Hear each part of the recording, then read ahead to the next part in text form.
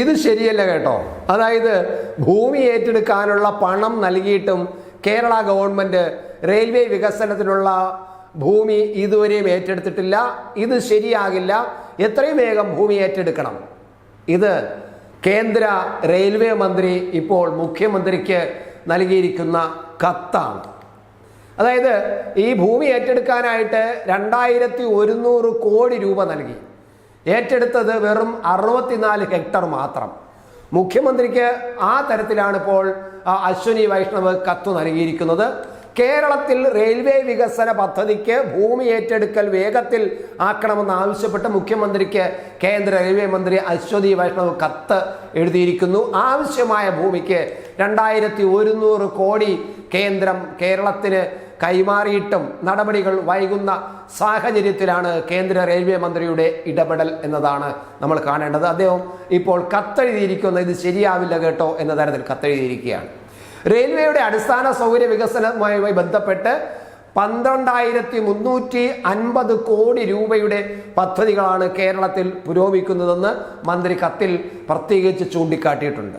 2024-25 എക്കാലത്തെയും ഉയർന്ന ബഡ്ജറ്റ് വിഹിതമായ 3011 കോടി രൂപയാണ് അന്ന് കേന്ദ്രം കേരളത്തിന് വേണ്ടി അനുവദിച്ചത്. എന്നാൽ ആവശ്യമായ ഭൂമി ലഭിക്കാത്തതിനാൽ കേരളത്തിലെ ഭൂരിഭാഗം പദ്ധതികളും നിശ്ചലാവസ്ഥയിലാണെന്ന് മന്ത്രി പറഞ്ഞു. കേരളത്തിലെ റെയിൽവേ വികസനത്തിന് 470 ഹെക്ടർ ഭൂമിയാണ് ആവശ്യം. ഇതിൽ മുൻകൂറായി 2100 കോടിയിലധികം രൂപ നൽകിയിട്ടും 64 ഹെക്ടർ ഭൂമി മാത്രമാണ് ഏറ്റെടുത്തത്.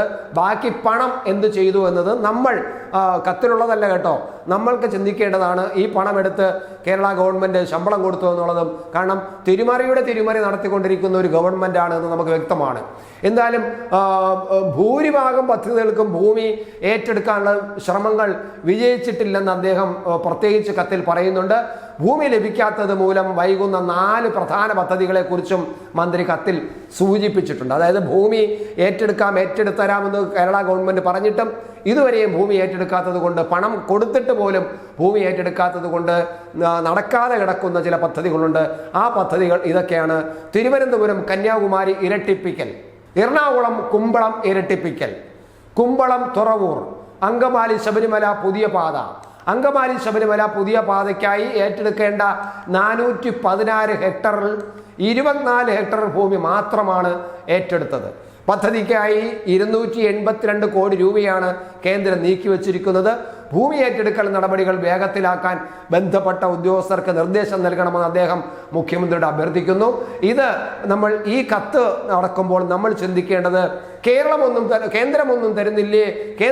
തരുന്നില്ലേ എന്ന് പറഞ്ഞപ്പോൾ കേരളത്തിലെ എംപിമാരെല്ലാം കൂടി ചെന്ന് കേന്ദ്രത്തിൽ സമരം ചെയ്യാൻ പോയിരിക്കുകയാണ്. ഈ പശ്ചാത്തലത്തിൽ നമ്മൾ ഈ കത്തും കൂടി ഈ പ്രതിഷേധിക്കുന്ന എംപിമാർ ഒരു കോപ്പി എടുത്ത് പോക്കറ്റിൽ മടക്കി വെക്കുന്നതാണ് നല്ലത്. ഒന്ന് വായിച്ചു നോക്കണം സമയം കിട്ടുമ്പോഴെങ്കിലും. കാരണം കേരളത്തിന് കൊടുത്ത പണം പോലും നേരെ വിനിയോഗിക്കാൻ കഴിയാതെ പദ്ധതികൾ താറുമാറായി അവതാളായി കിടക്കുന്ന എത്ര പദ്ധതികളുണ്ട്. പ്രത്യേകിച്ച് റെയിൽവേ പദ്ധതി. റെയിൽവേ വളരെ ഗംഭീരമായി കേരളത്തിൽ നന്നായി നടത്തണമെന്ന് ആഗ്രഹിക്കുന്നു. പക്ഷേ കേരളം ഭൂമി എടുത്തു കൊടുക്കുന്നില്ല. പണമില്ലാത്തത് കൊണ്ടല്ല, പണം കൊടുത്തു. 2100 കോടി രൂപ കൊടുത്തു. പക്ഷേ അതിൻ്റെ പകുതിയുടെ പകുതി പണം പോലും കേരള ഗവൺമെന്റ് ചെലവാക്കിയിട്ടില്ല എന്നാണ് ഇപ്പോൾ കാണുന്നത്. കേന്ദ്രം തരുന്നില്ലേ എന്ന് പറയുമ്പോൾ ഇത്തരം കാര്യങ്ങളിലൂടെ ഓർമ്മിക്കേണ്ടത് വളരെ അത്യാവശ്യമാണ്.